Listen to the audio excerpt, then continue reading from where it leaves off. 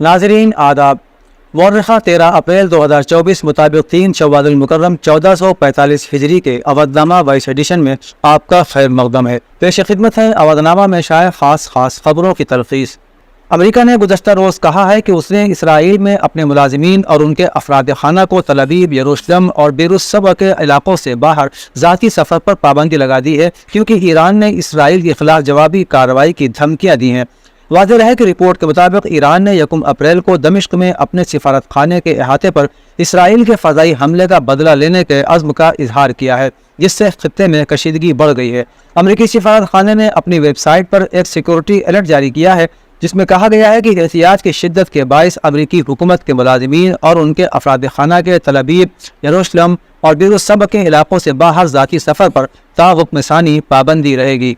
वज़ीर आज़म नरेंद्र मोदी ने उधमपुर में एक इंतखाबी रैली से खिताब करते हुए कहा कि जम्मू कश्मीर को रियासत का दर्जा वापस मिल जाएगा और वो वक्त दूर नहीं जब मरकज़ के ज़ेर इंतज़ाम इलाके में असम्बली इंतखाबात होंगे। भारतीय जनता पार्टी ने उधमपुर से मरकज़ी वज़ीर जितेंद्र सिंह को मैदान में उतारा है। पीएम मोदी ने अपने खिताब में कहा कि कांग्रेस की कमज़ोर हुकूमतों ने शाहपुर कुंडी डैम को 10 साल तक इल्तिवा में रखा। उन्होंने कहा कि गुज़श्ता 10 बरसों में हमने दहशतगर्दों और बदउनवान लोगों पर शिकंजा कसा है और अब आने वाले 5 बरसों में हमने इस रियासत को तरक्की की नई बुलंदियों तक ले जाना है।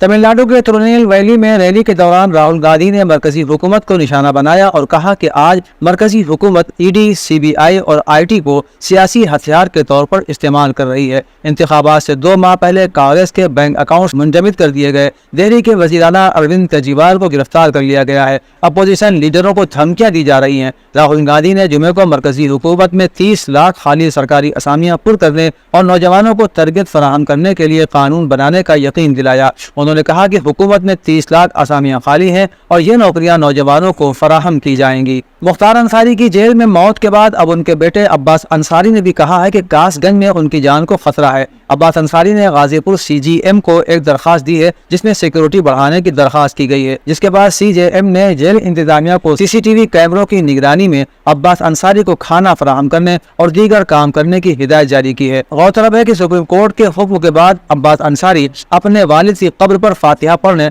गाजीपुर पहुंचे हैं और वो गाजीपुर जेल में हैं, जहां उनके अहले खाना और हामी उनसे मिलने लगातार आ रहे हैं। दिल्ली में बरसर इख्तिदार आम आदमी पार्टी की लीडर आतिशी सिंह ने बीजेपी पर दिल्ली हुकूमत को गिराकर सदर राज नाफिज करने की साजिश रचने का इल्जाम लगाया है। उन्होंने लेफ्टिनेंट गवर्नर की तरफ से वजारत दाखिला को लिखे गए खतूत पर भी एतराज जाहिर किया है और कहा है कि एनजी बेबुनियाद तरीके से एमएचए को खत लिख रहे हैं। यह इस बात का इशारा है कि दिल्ली हुकूमत को गिराने की साजिश रची जा रही है। वो दिखाना चाहते हैं कि दिल्ली में आईनी बहरान है, हम इसके खिलाफ अदालत में भी जाएंगे। प्रेस कॉन्फ्रेंस से खिताब करते हुए आपके लीडर और दिल्ली हुकूमत की वजीर आतिशी सिंह ने कहा कि हमें मोतबर जराए से इत्तला मिली है कि बीजेपी की हुकूमत वाली मरकजी हुकूमत आने वाले दिनों में दिल्ली में सदर राज नाफिज करने वाली है। मरकजी वजीर दाखिला अमित शाह ने जुमे को कहा है कि उत्तर प्रदेश ने गुज़श्ता 2 लोकसभा इंतखाबात में मिस्टर नरेंद्र मोदी को वजीर आज़म बनाने में खुसूसी ताउन किया है और इस मरतबा भी ये सियासी तौर पर अहम रियासत मिस्टर मोदी को वजीर आज़म बनाएगी।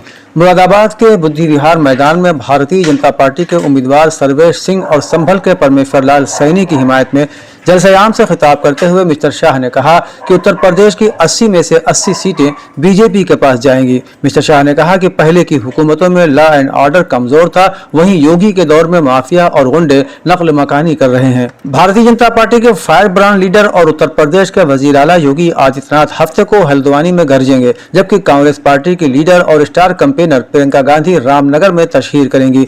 भारतीय जनता पार्टी ने इंतखाबात के पहले मरहले के लिए उत्तराखंड में अपनी पूरी ताकत लगा दी है। रुद्रपुर में वजीर आज़म नरेंद्र मोदी की विजय संकल्प रैली के बाद पार्टी ने fire brand leader Yogi Adityanath को मैदान में उतारा है। वो कल यानी हफ्ते के रोज हल्द्वानी आ रहे हैं। वो अपनी ईमानदार और कट्टर इमेज के लिए जाने जाते हैं, साथ ही उन्हें बाजी पलटने की सलाहियत का भी माहिर माना जाता है।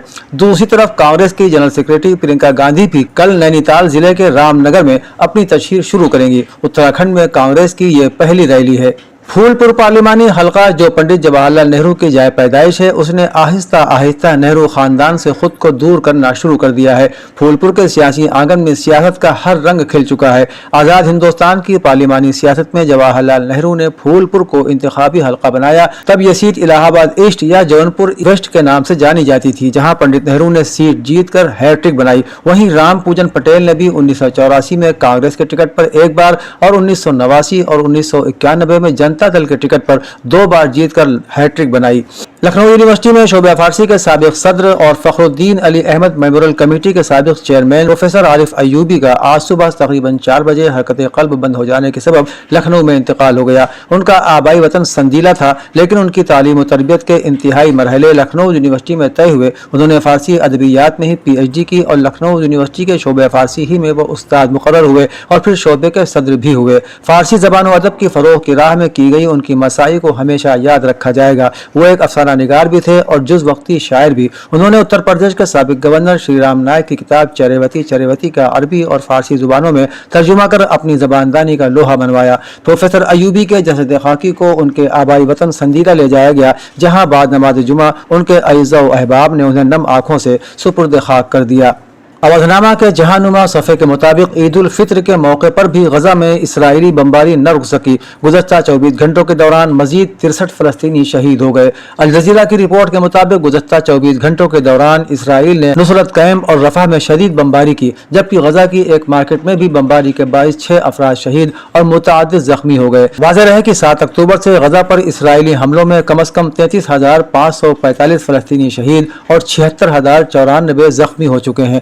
دوسری جانب امریکہ نے 2 ریاستوں کے قیام کو مسئلہ فلسطین کا واحد حل قرار دیا ہے۔ فلسطینی تحریک حماس کے سربراہ اسماعیل ہنیہ نے اپنے بیٹوں کو اسرائیلی بمباری میں نشانہ بنا کر قتل کیے جانے کے باوجود کہا ہے کہ فلسطینی عوام کے مفادات ہر چیز پر اب بھی مقدم رہیں گے۔ وہ اس سوال کا جواب دے رہے تھے کہ ان کے بیٹوں اور خاندان کے دوسرے افراد کی ہلاکت سے جنگ بندی مذاکرات پر کیا اثرات مرتب ہو سکتے ہیں۔ انہوں نے ہر صورت اور ہمیشہ فلسطینی مفاد کو ہی ترجیح رکھنے کے عزم کا اظہار کیا ہے۔ ان کا مزید کہنا تھا کہ ہم یعنی حماس اب بھی ایک معاہدے کے لیے کوشاں ہیں، لیکن اسرائیل اس سے بچنے کی کوشش کر رہا ہے کہ اسے ہمارے مطالبات سے گریز کرتے ہوئے جنگ بندی سے فرار کا موقع مل جائے۔ اقوام متحدہ کے انسانی حقوق کے ماہرین نے پاکستان میں اقلیتی برادریوں سے تعلق رکھنے والی خواتین کے تحفظ کے مسئلے پر مایوسی کا اظہار کرتے ہوئے کہا ہے کہ ملک میں اقلیتی برادری جبری شادیوں اور مذہب تبدیلی کا شکار ہیں۔ جنیوا میں انسانی حقوق کونسل میں ماہرین کی جانب سے جاری بیان میں کہا گیا کہ ہندو مذہب اور مسیحی برادری سے تعلق رکھنے والی لڑکیاں